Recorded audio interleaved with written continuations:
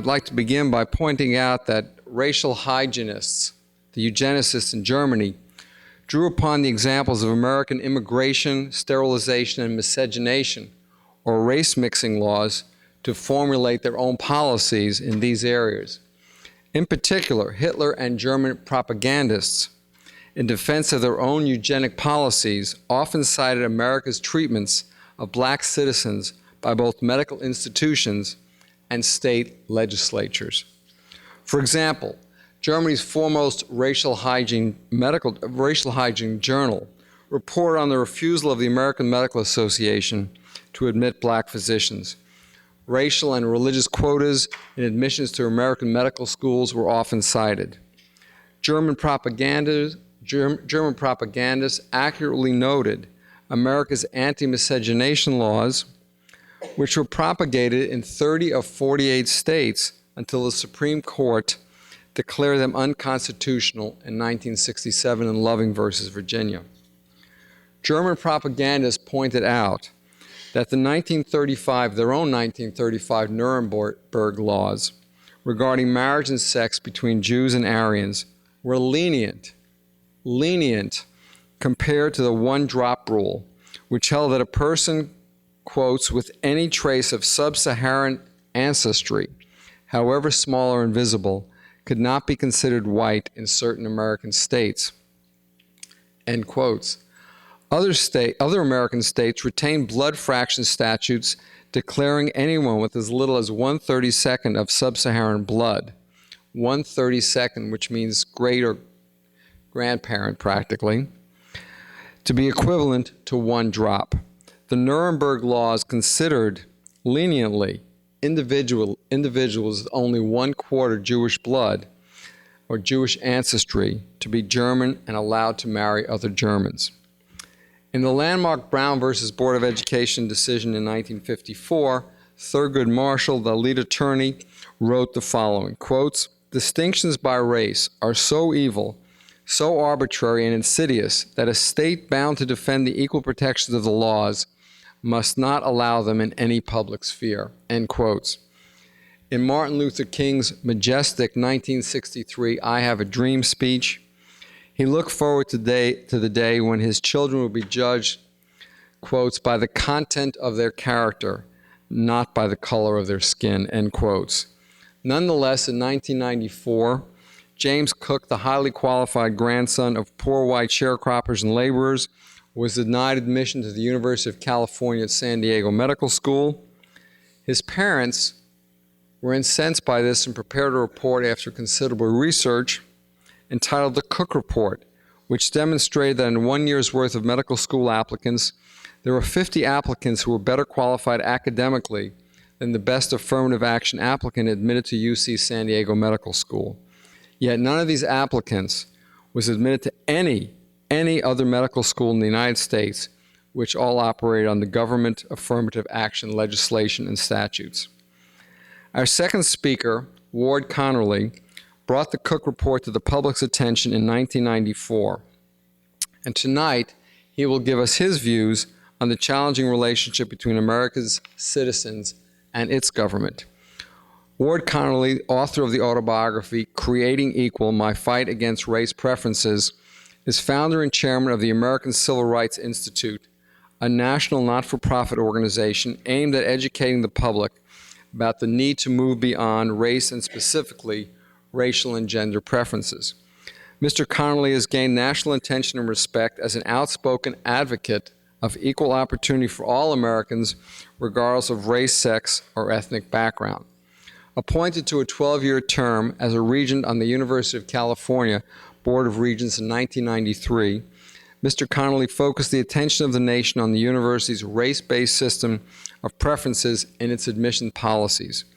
On July 20th, 1995, following Mr. Connerly's lead, a majority of the regents voted to end the university's use of race as a means for admissions. In 1995, Mr. Connerly accepted chairmanship of the Campaign for the California Civil Rights Initiative, or Proposition 209. Under his leadership, the campaign successfully obtained more than 1 million signatures and qualified for the November 1996 ballot. California voters passed Proposition 209 by a 55% to 45% margin. Mr. Connerly also led the effort to pass initiatives in the states of Washington and Michigan that were patterned after California's Proposition 209 to require equal treatment under the law for all residents in public education, public employment, and public contracting. Tonight he told me that he's working on 5 additional initiatives in 5 other states. Mr. Connerly has been profiled on 60 Minutes, the cover of Parade magazine, the New York Times, Wall Street Journal, Newsweek magazine, and virtually every major magazine in America. He has also appeared on the NewsHour with Jim Lehrer, Crossfire, Hannity and Combs, Meet the Press, Dateline, NBC Nightly News, CNN, and C-SPAN. Mr. Connerly is President and Chief Executive Officer of Connerly & Associates, a Sacramento-based association management and land development consulting firm founded in 1973. He is regarded as one of the housing industry's top experts, possessing a comprehensive knowledge of housing and development issues. He has been inducted as a lifetime member into the California Building Industry Hall of Fame. Finally, he has received numerous state and national awards for his accomplishments, including the Caldwell Award for Leadership in Higher Education in 2006 and the prestigious Bradley Prize for his defense of freedom and democracy in 2005. Please extend a warm Texas welcome to Ward Connerly.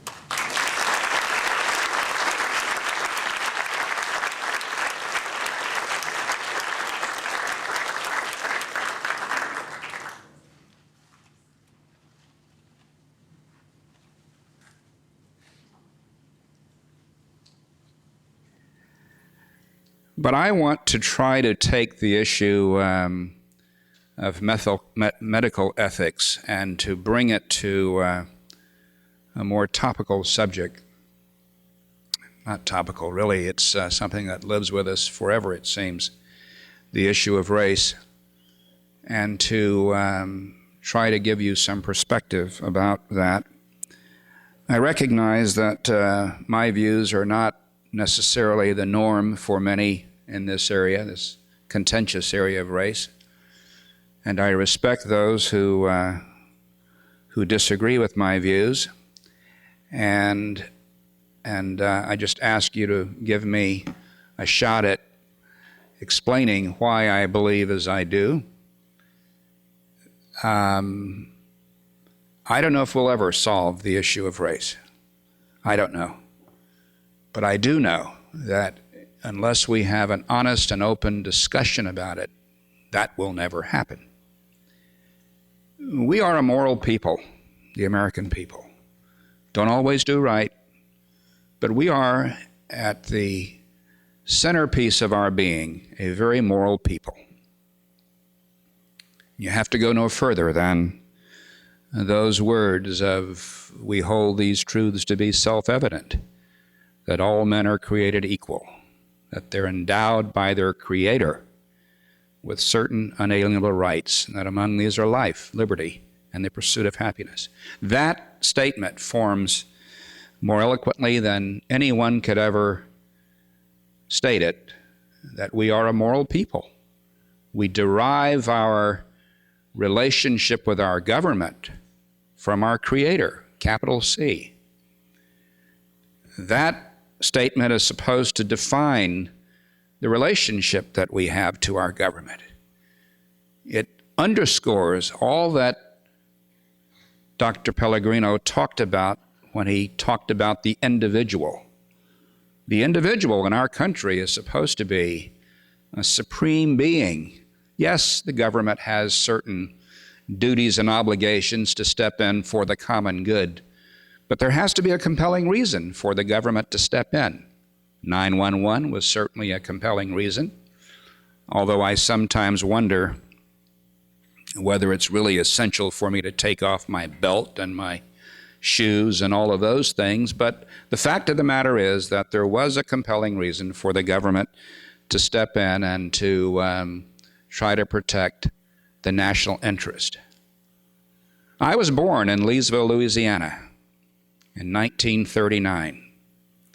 My ancestors were Irish, Choctaw Indian, French, and on my father's side, of African descent, as well as Indian and Irish. When I was born, however, on my birth certificate, you will find a C. It's not for Connerly. It's for colored. It's part of that one-drop rule that you were talking about in our country, where my government classified me, still classifies us into these 5 food groups, I call them: Black, white, Native American, Asian, and African American, or black, or colored, depending on the preferred term that you want to use. I have no choice about that classification. And those of us who are, quote, black, we have no choice. You can be Irish, you can be Italian, but if your skin is of a certain color, you are black because the government says you are. The government puts us in that box. The fight that I've been fighting during my, you said term, my sentence, as a regent, is the whole business of the government classifying its citizens, something that Nelson Mandela called inhuman. To classify those of us who are part of this extended human family into these food groups, and then to decide which of us gets what package of benefits on the basis of that classification. The relationship between the government and its citizens is not something that's constant. It forever changes. And I'm glad it did in 1964 when the Congress passed the 1964 Civil Rights Act. When John F. Kennedy was President of the United States, he issued an executive order that preceded the 1964 Civil Rights Act. And that executive order said that the government would take affirmative action to ensure that there would not be discrimination against people like Ward Connerly because of his skin color. The 1964 Civil Rights Act said that I would be treated equally without regard to race.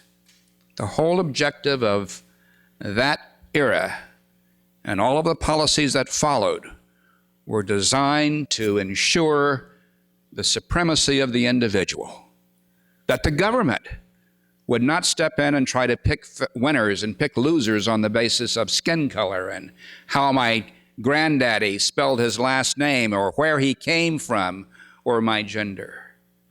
The government was to treat me as an individual.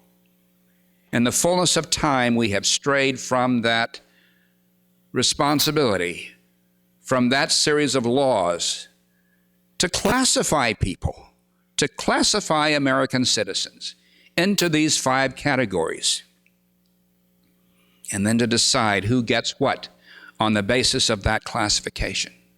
When I encountered this system during my sentence as a regent, and I realized that the Board of Regents, a government agency, was making distinctions about its citizens on the basis of these classifications, I considered that to be immoral.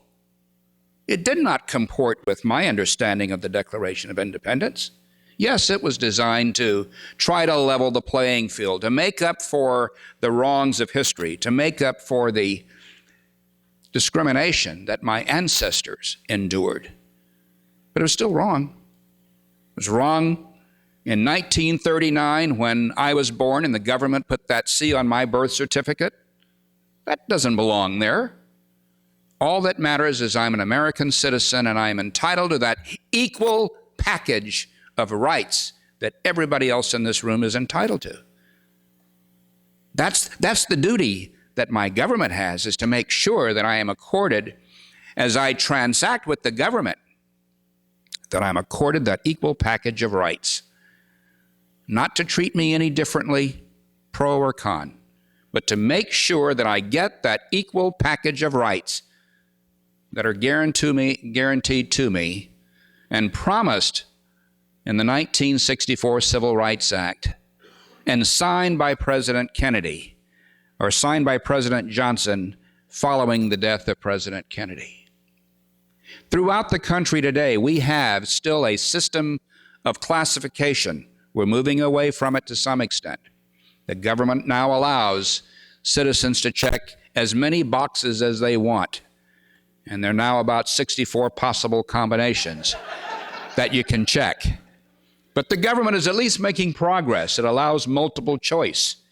At the University of California at Los Angeles, there was a student, a quote, black student, who called me one day and said, "Regent Connerly, you'll be pleased to know that I went down today and changed my race with the admissions people." He had originally classified himself as black, but then he decided that he wanted to be Native American. And so he changed. That's how porous the system is of classification. There are many, quote, black people who are indeed diverse and with many backgrounds in their background, and yet the government still classifies them according to skin color, according to what the government believes they should be classified as. I think that we are making progress in our move to try to get to the point of the government treating every individual as an individual. But there are some shackles that we have to remove as a people as we think about race. We believe that our eyes tell us that if somebody's skin color is a certain place on the melanometer, that they are a certain race. We have to get rid of that. We have to move beyond that and to look at people as individuals. We have to remind ourselves of the language that I shared with you at the outset in our Declaration of Independence. But we are a nation of individuals, not a nation of races, not a nation of groups that are supposed to get different benefits on the basis of where we come from or how we spell our last name or our skin color. When you start to think about it, what is race? What is it? Is it the color of somebody's skin? Is it the width of their nose? Is it the texture of their hair, if they have any? What is it? What is race? How do we define race? Why do we define race? My wife is Irish and Cherokee. I don't hold that against her. Two of my grandkids are all of me and all of my wife, and two of them happen to be part Vietnamese. What box do you want us to check? What box do you want us to check? I have no choice. You look at me and you see a black man. But my grandkids should have that choice of whether they check any box or what box they check. That should be their choice. If not for me, if not the freedom to be an individual, at least for my grandkids, give them that freedom. But this whole series, this lecture series, is designed to open our minds, to rethink some of the assumptions that we make about the relationship of the government to the individual. And I believe very strongly that the individual ought to be supreme and that there ought to be very, very compelling reasons before we give the government the power to intervene in our lives. And certainly I think that when it comes to my identity, that ought to be private. That's why I sponsored an initiative that failed miserably, because my state wasn't ready for the debate about whether the government should ask us which of these silly little boxes that we should check. I believe the government shouldn't be asking that. It's not the government's business what my race is any more than it is what my religion is. Government doesn't ask me about my religion. It doesn't ask me about my sexual orientation, but it asked me about my race. And it goes to the core of who I am so deeply, because when I married in 1962 with my wife, yes, dear, I remembered, when I married in 1962, it was against the law in certain parts of this state for us to marry, against the law. And as I walked through the museum today and I saw the government classifying people and deciding who would live and who would die, while there is certainly no comparison between our lives and that, I must tell you, it made me think for a moment. Why was the government saying that I could not marry my wife because I have a C on my birth certificate? Why was the government doing that? What did they think that the consequence of that marriage would be? Why was it so onerous for the government to have an interest in whether or not we would marry? So the question about the relationship between the individual and the government is one that still haunts us.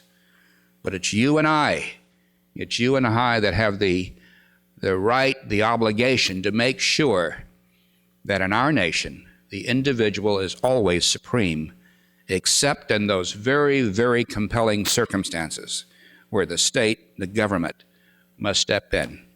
Thank you very much.